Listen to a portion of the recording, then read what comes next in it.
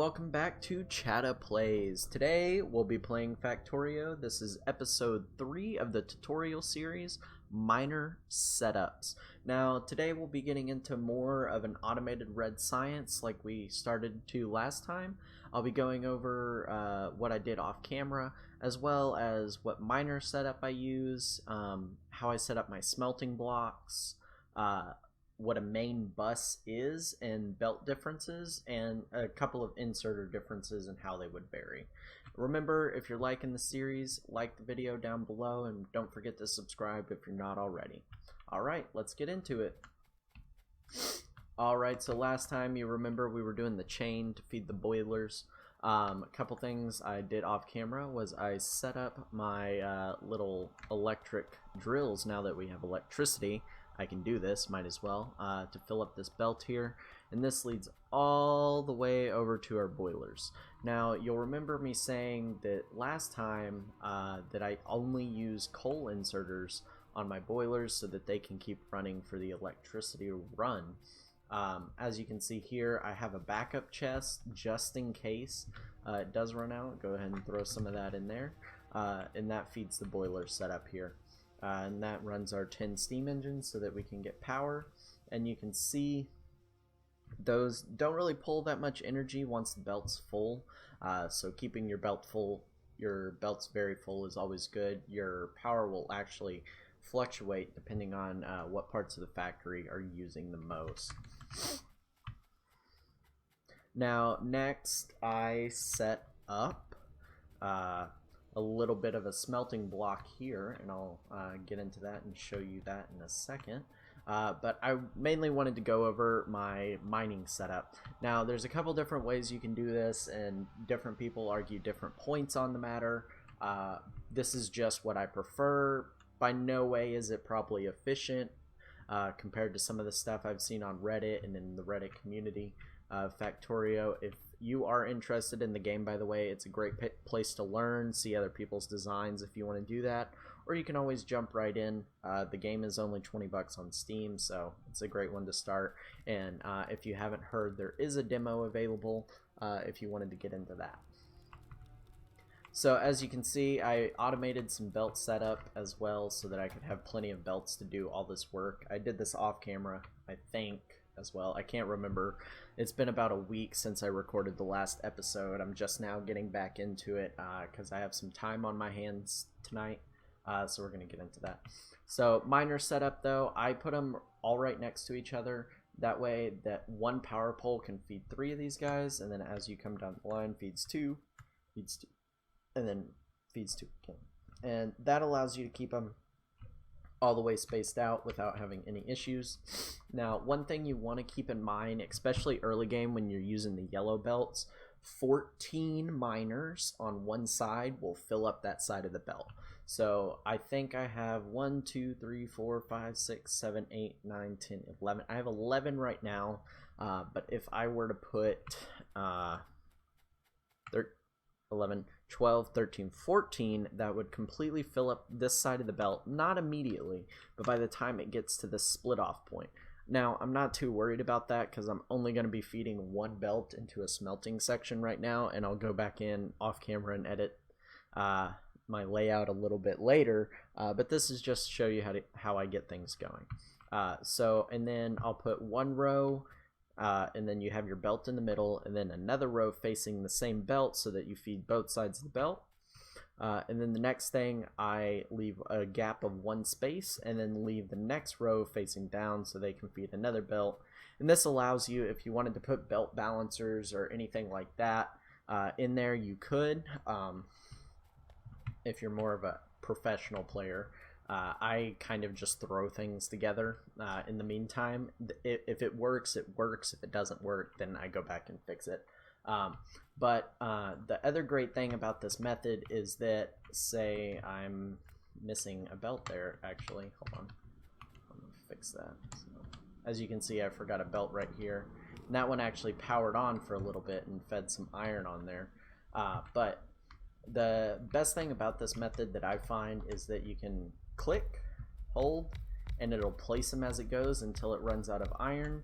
that it can mine. As soon as the next one, the green little box around the miner, cannot hit iron anymore, it will stop placing them. And that's what's great about this setup. It's really quick to set up. You don't waste a lot of time doing it. And it's pretty set, well, good to go, basically. So I'm going to collect some of this iron here. Looks like we probably have enough to finish setting up our smeltery over here. Next thing we're going to get into is going to be our smelting block. Our smelting block, this is fairly simple setup. I learned this setup from Avac and Shinrir when they were doing their tutorial series back on 1.2, I think, and I've just stuck with it. It's pretty simple to use. You can either do it one of two ways. You can actually put 2 feeder belts going in, one with coal and one with the material. I just like this setup because once I switch to the electric furnaces, I'm going to be putting all the material onto one. But the other option, if you do have those 2 belts, is you could actually double your throughput once you get enough belts going. So as you can see, the block as it goes is 2 inserters, feeds into 2 furnaces, feeds into 2 inserters, and then you'll notice that I've done something kind of weird over here, and that's because the stone furnaces and the steel furnaces only take up a 2x2 tile space in Factorio, but the electric furnace is a 3x3, so it would extend to where this inserter is. Now, if I had put the belt right up against that, then when I upgrade to electric furnaces, I gotta come through here and slowly remove all that belt and then put it back in. With this method, I don't really have to do that. Now, that's not to say I won't change my mind, rip up the setup, throw another one in. Sorry about that bit of a jump there. Had a phone call and had to stop abruptly. So going back into it, again, furnace setup's easy to use. It has that space so that if once you put your electric furnaces in, you don't have to move it. If you want to use steel furnaces for the rest of the game and just have a coal-filled belt or a solid fuel belt coming in, that's cool. You can increase the space and just move this column over one. If you want to have 2 feeders, the only difference is you got to use the long handle inserters to feed the actual smeltery setup first. And we are going to be needing logistics to finish this off, but this is just the basic setup. And then we would continue this down. So to continue it, all that you do is run, and then you do 1 space so that you can fit your electric poles so that everything can be covered. So you do 1, 1, 1, then you come in with your electric pole, do that, and then you just continue these belts down. What I find easier is also I set up this belt and basically set one over and then set one over, and then I can just continue the pattern down. It just speeds things up for me because I know everything's lined up appropriately before I place the rest of it down. Like I used to do it one side at a time, but then this side would end up too short, especially if I'm putting 2 blocks next to each other. Or that's the great thing about this, is once we get to bots that lay these down for you, you have your blueprint and I can just copy paste it. But in between, when you're laying multiple blocks down for multiple things, you kind of run into the issue where you'll put one down and it's 1 space too over, and then you feel too lazy at the time to move it, and you're like, no, I don't have to do that right now, it's not a problem, and then you're like, that 1 space bugs you the rest of the game. At least for me. Some people it doesn't, but from what I've noticed, a lot of people like to keep things clean and everything. So just gonna finish this up real quick. Boom, boom, boom. And now that we have our little smelting block there, this one you're gonna want to finish off at that last inserter, and that is so that you can bring this one over to here. Boop, boop, boop. Boom. Bang, bang, bang, bang. Okay, and this is a great system for feeding a main bus. So my main bus, I usually do 2 main belts, but I don't build RPM factories. RPM means rockets per minute. So just gonna bring this down, and I think I want my main bus to go this way since there's a lot of open space that way. It just makes it easier for us. So we're gonna pull this guy down. scooch him over. Whoop. There's our main bus, and that one's established. And then we'll pull off this copper mine here. I'm actually going to have this go up and over into a completely separate smelting block. And then once that one's set up, I'll show that to you in the next episode, because I'm going to do that one off camera. That way we can cover all the content I wanted to cover in this episode. Next thing we're going to want to do, after we get most of that set up, we're going to want to set up area for red science. That way that we can get logistics, finish off all our red science stuff, our armor, our turrets, our walls. We can get into lights. Steel processing is a big one pretty early on. Pretty early on, the way that the resource goes is you're going to need about 2 to 3 blocks of iron smelting for every 1 block of copper you have, and then 1 block of steel smelting. Now that's easily expandable and will change later in the game as you get into advanced processing units and the blue circuits, because the blue circuits use a lot of copper, so it actually kind of flip-flops late game. So you need to be prepared to flip-flop your resources around, get as many smelteries as you need. Fill your belts completely full is the ultimate goal. That means your factory is running pretty efficiently if your belts are all backed up. I find that a good thing, at least. That, or it also means that you can expand further. So the next thing that I wanted to get into is belt differences and what they do. Now, I can't show you the different belt parts yet, but I will show you up in the logistics tab. So the first one you got is your underground belts. These allow your pathway here. So say I had this running this way and my copper line's coming down like this. I can't run it across like that, because what's it gonna do? It's gonna come hit this side of the belt and take that item on that way. So let's pick this up so I can show you. Oh, dropped it. 1 second. So it picks it up, moves it onto the belt. Now we need a better way of doing that. So one of the ways is those underground belts. Now what those do is it puts like a little hood here and it goes underground for 4 or 5 tiles. Can't exactly remember right now. What I can do though, copper, oh, this is missing iron. We can just do this. Let's take that out. Turn that into gears. Turn that into red science, and there we go. Basic little factory setup here. So to automate red science early game, like if you need to research all these little tiny technologies, you really only need like 1 or 2 labs while you're playing. My ultimate furnace setup usually that I run is between 10 and 20 labs. It depends what type of game I'm going for though. If I'm going for a really short game, trying to go fast, I usually do 20 labs so that I can get up to bots. And once I have bots, it's pretty easy to expand from there. I mean, you can have more labs, you can have less labs. It's just your setups are going to get bigger and bigger. So it really depends on how much map space you got. As you can see here, I ended up with a pretty decent spawn area. So I will have that pretty well taken care of. So once logistics researches, I will be able to show you a little bit more of that. So we'll be back in 1 moment. Welcome back after that short intermission. As you can see, I've done a little bit of off-camera work. I duplicated our smelting setup, and I have the iron and the coal on opposite sides of the belt. Now you're probably wondering how I did this.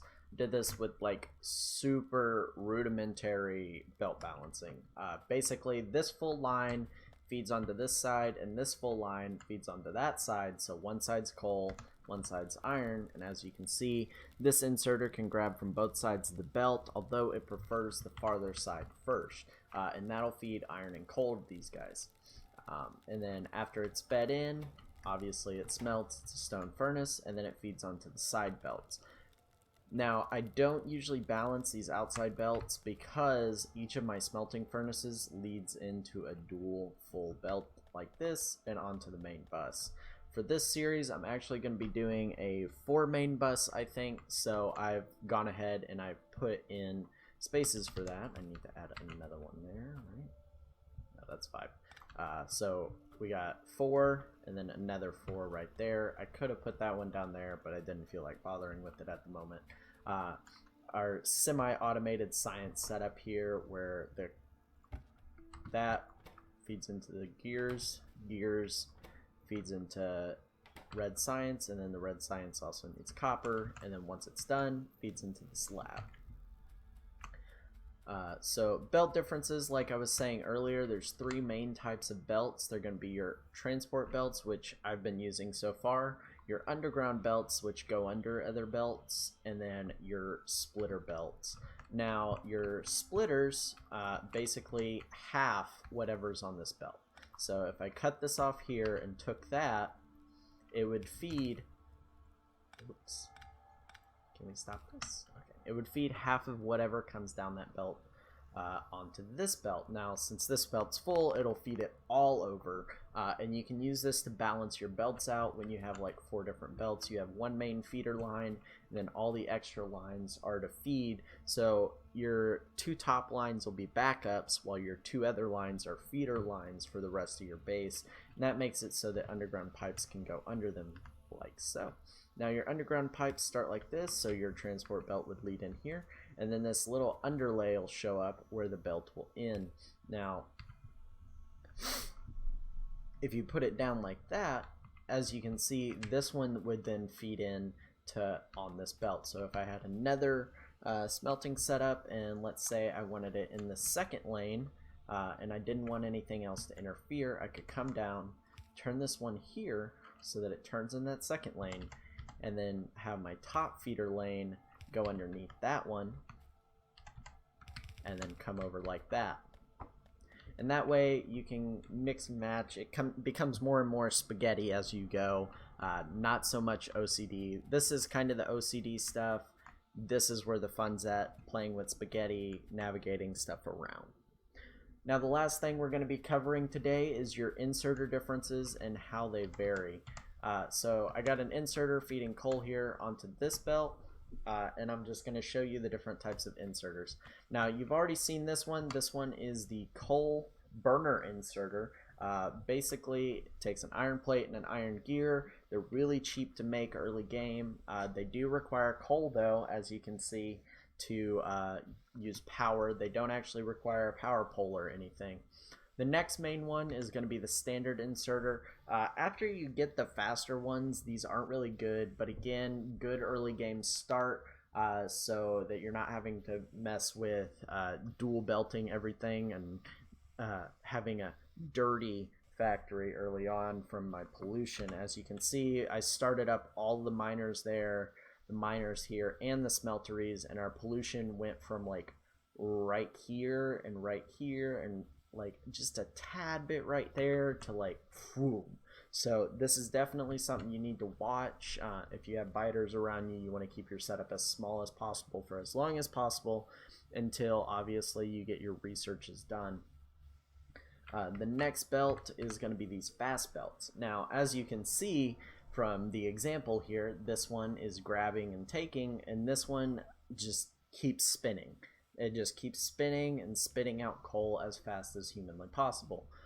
This is going to be the belt that you're probably going to use the most often, just because it's faster, you can feed more lines, and I'll actually end up switching these smelting furnaces over, since both the coal and the copper are being fed off that belt.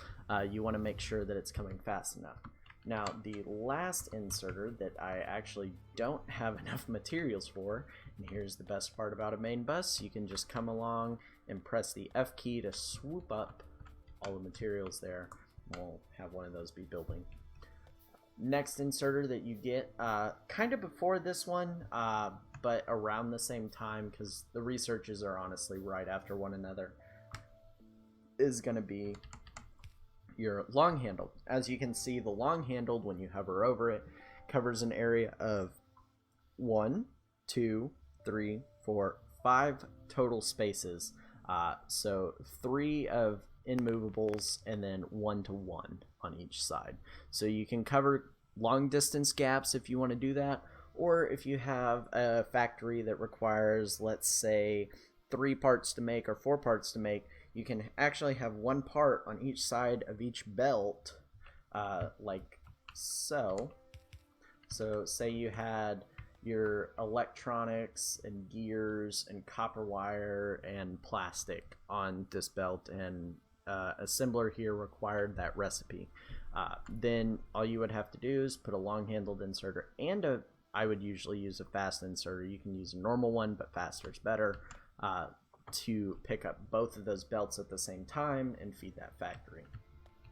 Now, the last inserter over here is kind of a special one. As you can see, it's not picking up the coal right now, and that's because it's called a filter inserter. Now, filter inserters, you just go into the GUI here by clicking on it, and then click that filter, and then you can select from the list of in-game items in which you want it to pick up. So we want coal, so we find coal and hit coal, and then it's as fast as a fast inserter, but it only picks up the filtered items. This is good if you have mixed ore areas and you don't want it. So let's say our iron and copper somehow got mixed on a belt, and we only want copper going into this first furnace setup over here. We tell that filter inserter to take all of the iron off of that belt in like a row of 5 of them. That's usually what catches most of it, maybe 6, and feed that onto a separate belt or into a chest and then onto a belt. That way, if it does fill up that belt, you're not stuck there with iron still in your system.